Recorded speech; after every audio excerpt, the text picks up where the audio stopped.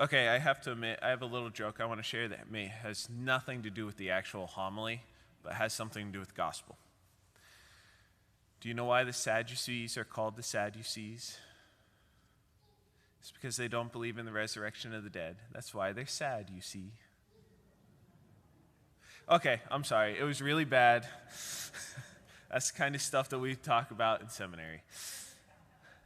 But today, right, is 32nd Sunday of Ordinary Time, and yet it's the day that at least in the United States, that we celebrate vocations and we make a push for vocations. So it's called Vocation Sunday.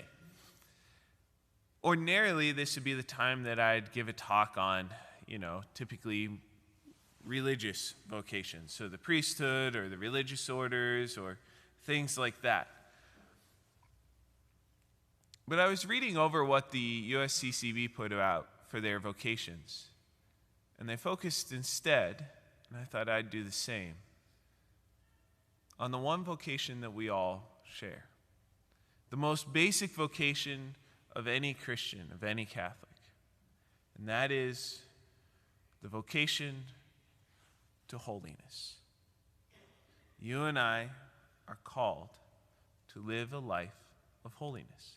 Interestingly enough, we are not called as Christians to be good people, although that does follow with being holy. But that is not our main calling, is not to be a good person. Besides, I always found it interesting that we will sometimes call ourselves good. I'm a good person. And I go, well, compared to who? Compared to the people around us? Okay. Compared to the one who is good, God, the source of goodness, we're really not all that good. So I really don't want to ever claim to be a good person, because to claim to be a good person means that I'm at least at the equal of God in goodness. I'm not even close. But, right, the vocation to holiness. Ultimately, though, what is holiness? If that's what I'm called to do, if that's my vocation, what is holiness?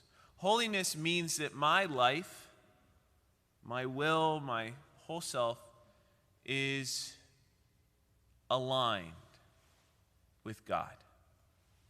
Right? My life aligns with God's will. That is ultimately what holiness is. It means that I try, day in and day out, to live a life that pleases God. That is ultimately holiness. And holiness is highly attractive, right? Being Christ to others, right? Living a life like Christ, being a Christ to others is highly attractive. Look at people that we look at and we'll go, they are holy. They are living a life that is holy, one that is aligned with God's will. Now, I don't know about you, but I find it attractive. Why? Because they're joy-filled. Even in the worst times, they seem to have that hope, that joy that nothing seems to fully be able to shake. Right? They're humble. They might be really good at stuff and everything else, and yet they're always willing to admit that they both need God and that they need others as well.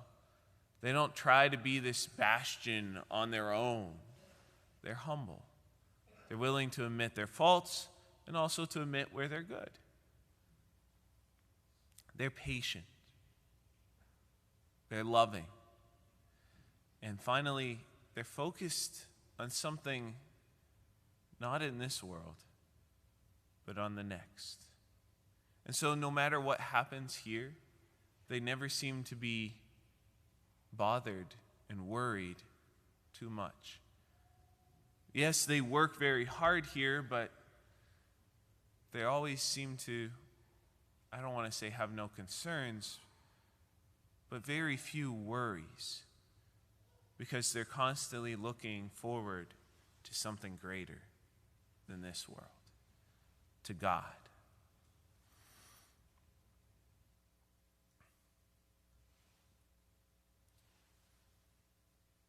And if we want to look and see how to live a life of holiness, I say for the most part, we only need to look no further than the first reading.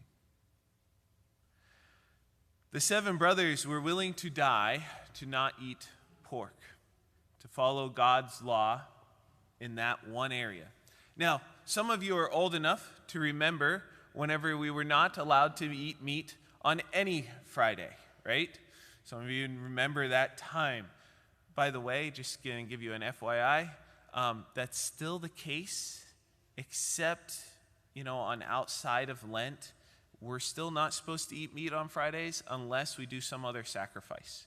If we do a different sacrifice, then we can eat meat on Fridays. Otherwise, no meat. Right? But anyways, some of you remember that, right? No meat on Fridays. That was basically the equivalent of eating pork back then. A little bit stronger for them, but it was a relative equivalence. How many of us would be willing to die if somebody told us, you eat meat or you die on Friday? How many of us would be willing to say, all right, I'll be tortured to death? And they were willing to do that because they wanted to follow the will of God through and through. Yes, a lot of us would say, I would be willing to die before I would give up my faith. All right. How far are you willing to go how far are we willing to go before we even commit one sin? Ultimately, if we're going to be living a life of holiness, we should be willing to give up everything to follow God, even in the smallest way. I should be willing to give up all my comforts, all of this other stuff, just to do God's will one more time. That is what it means to live a life of holiness. And so today, I encourage us, may we look at the first reading and draw encouragement from it, that there were people willing to do that.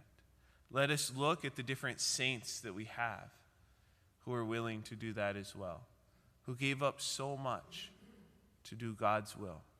We're willing to give up comforts and all of that, some even their lives, just to do God's will. That is our most basic calling. That is our most basic vocation, is to be willing to give up everything for God, to be willing to live our life according to His will, to live a life of holiness.